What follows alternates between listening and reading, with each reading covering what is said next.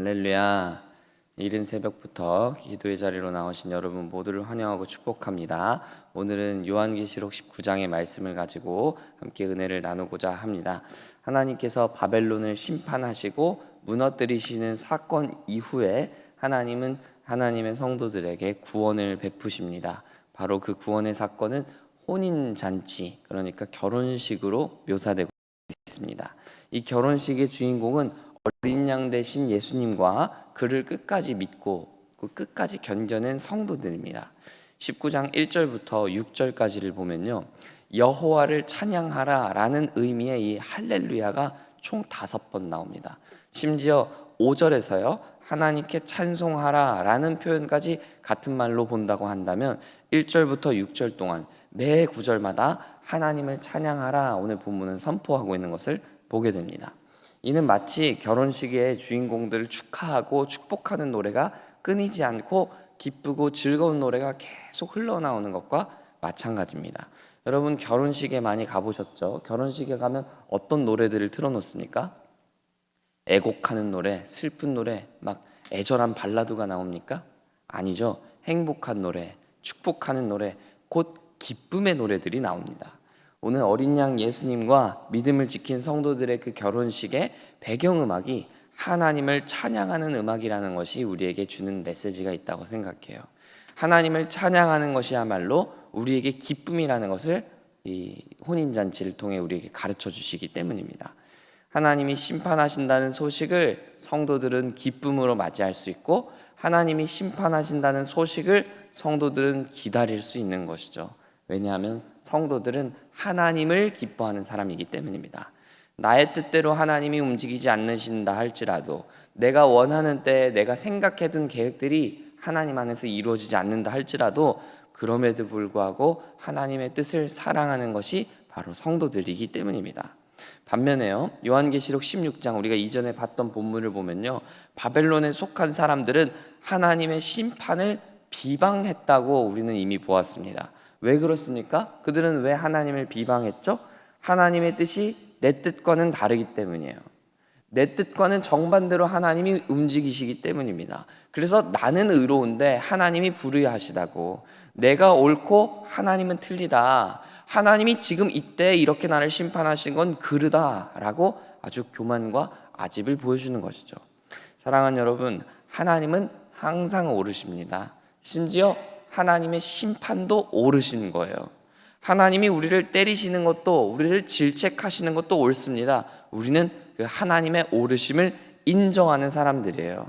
그리고 더 나아가 그 하나님을 기뻐하는 사람들인 거예요. 성도들은 하나님을 기뻐하는 사람이라는 것이죠. 하나님을 하나님으로 인정하고 하나님을 하나님으로 높이고 하나님을 찬양하는 것이야말로 여러분의 기쁨 되시기를 축복합니다. 오늘 이 아침 시작하면서 여러분 마음 가운데 하나님을 기뻐하는 마음이 샘솟게 되기를 축복합니다. 하나님을 기뻐하고 하나님을 찬양하는 것이야말로 우리의 삶의 시작이 되기 때문입니다. 하나님을 기뻐하면, 하나님을 찬양하면 인생의 모든 것이 해결됩니다. 정확히 말하면요, 내 상황과 내 환경은, 내가 갖고 있는 문제들은 변하지 않을지라도 하나님을 기뻐하는 마음이 내 마음에 샘솟으면요, 더 이상 그 나의 문제들이 내게 문제로 다가오지 않아요. 나의 상황이 더 이상 나를 가두어두는 올무가 되지 않는단 말이죠. 그래서 시편 37편 4절은 그렇게 얘기하는 거예요. 여호와를 기뻐하라, 그가 내 마음의 소원을 이루어 주시리로다. 할렐루야. 사랑하는 여러분, 이 아침 여러분의 마음에 하나님을 기뻐하는 마음을 부어달라고 기도하시기를 바랍니다. 하나님을 기뻐하는 마음이 여러분 마음 가운데 샘솟도록 그렇게 기도하시길 바랍니다. 하나님은 항상 옳으십니다. 하나님만이 이 땅의 심판자가 되십니다. 하나님만이 나의 찬양을 받기에 합당하십니다. 이렇게 고백하며 이 아침을 시작하시기를 축원합니다. 여러분의 삶이 그렇게 놀랍게 변화되고 그 찬양이야말로, 그 기쁨이야말로 사막이 강이 되며 높은 산들이 평야가 되는 놀라운 원천이 될 줄 믿습니다. 우리 본문 7절과 8절 읽어보겠습니다. 7절 8절 시작. 우리가 즐거워하고 크게 기뻐하며 그에게 영광을 돌리세. 어린 양의 혼인 기약이 이르렀고 그의 아내가 자신을 준비하였으므로 그에게 빛나고 깨끗한 세마포 옷을 입도록 허락하셨으니 이 세마포 옷은 성도들의 옳은 행실이로다 하더라. 아멘. 이제 드디어 혼인잔치의 주인공이 등장했습니다. 어린 양 대신 예수님과 그의 신부되는 이 성도들입니다. 이렇게 예수님과 우리가 결혼하게 되고 한 몸을 이루는 모습은 구약 성경에 이미 예언되어 있는 장면입니다. 성경을 좀 찾아보면 좋겠는데 여러분 구약 성경 61장을 펴보시겠어요? 제가 가진 성경은 구약 성경 1042페이지에 있습니다. 이사야 61장과 62장을 좀 읽어보려고 하는데 다 읽기에는 기니까 몇 구절만 좀 골라서 좀 읽어보도록 하겠습니다. 이사야 61장 3절을 먼저 보겠습니다. 구약 성경 1042페이지에 있습니다.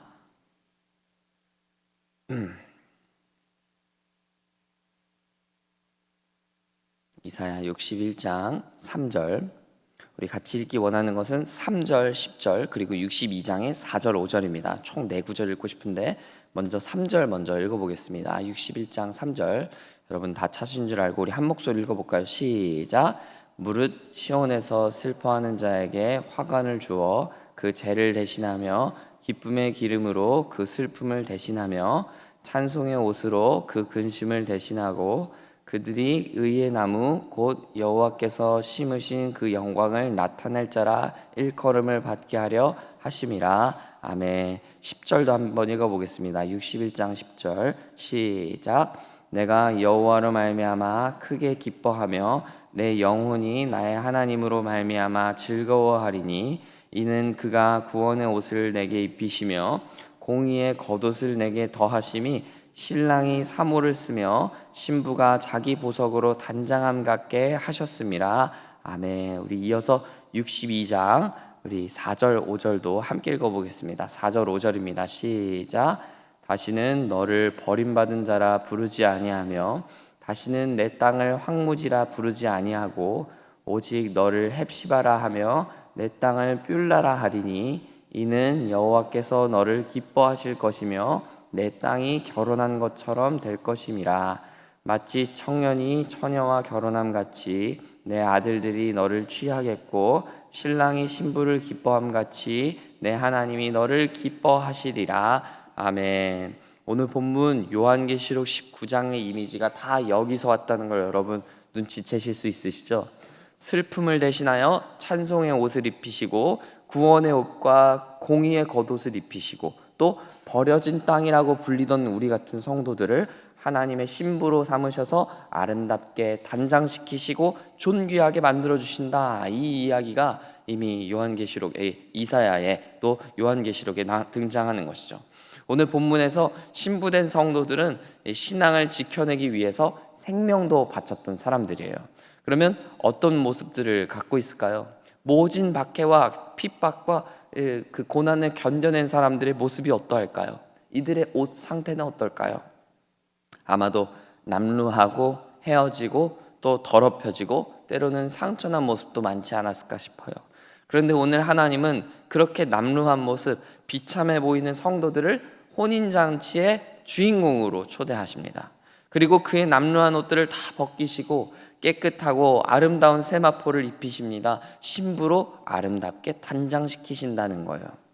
심지어 그렇게 예수님을 믿는 믿음으로 말미암아 고난과 핍박을 받은 이들이 누가 봐도 버림받은 사람들이라고, 이 지금 이사야 62장 4절에서 말하는 것처럼 버림받은 것처럼 보이는 존재였을 그들에게 하나님이 그들이 뭐길래, 너희가 하나님이 대체 뭐길래 너희가 그렇게 굶어가며 하나님을 믿느냐고, 하나님이 너희를 이미 버린 거라고 조롱받는 그들에게 하나님은 그들을 포기하지 않으시고 그들을 이제 버림받은 존재가 아니라 하나님의 존귀한 신부로 단장시키신다는 것입니다.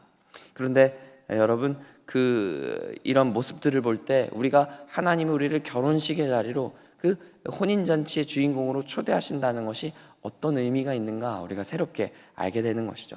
사랑하는 여러분, 하나님은 자격이 없어 보이는 우리를 예수님의 신부로 삼으십니다. 오직 믿음만 보고서 삼아 주시는 거예요. 우리의 모습은 너무나 보잘것없고 볼품없어 보일 수 있지만 끝까지 믿음을 지키고 모진 고난을 통과했기에 그 믿음 때문에 그 믿음 하나만 보고 우리를 신부로 삼아 주신다는 것입니다. 하나님 앞에 여러분의 모습을 솔직히 내어 보십시오. 여러분의 모습이 거창하거나 화려할 필요가 전혀 없습니다. 조금 모나고 때로는 상처투성이어도 괜찮습니다. 세상 사람들은 그런 우리를 비난할 수 있고 우리에게 더 큰 상처를 줄지도 몰라요. 그러나 하나님은 그런 우리를 품어주시고 신부 삼으시고 옷을 갈아입히시며 깨끗하게 단장하게 하신다. 세마포 옷을 입히신다 라는 것입니다. 단 이를 위해서 우리에게 필요한 것이 있죠. 그것은 바로 오직 믿음입니다. 여러분이 갖고 있는 그 모든 것들이 다 부족해도 괜찮고 다 연약해도 다 괜찮아요. 그러나 하나님을 향한 믿음만큼은 부족해서는 안 되겠습니다. 여러분의 삶의 행실로 드러날 수 있는 그 착한 행실로 드러나는 믿음이 반드시 필요한 것이죠. 예수님을 향한 사랑과 정결한 믿음은 반드시 필요한 거예요. 그게 부족하면 안 돼요. 여러분의 모습이, 여러분의 삶이 조금 누추하고 부족해도 괜찮아요. 그러나 믿음은 부족하면 안 되는 거예요.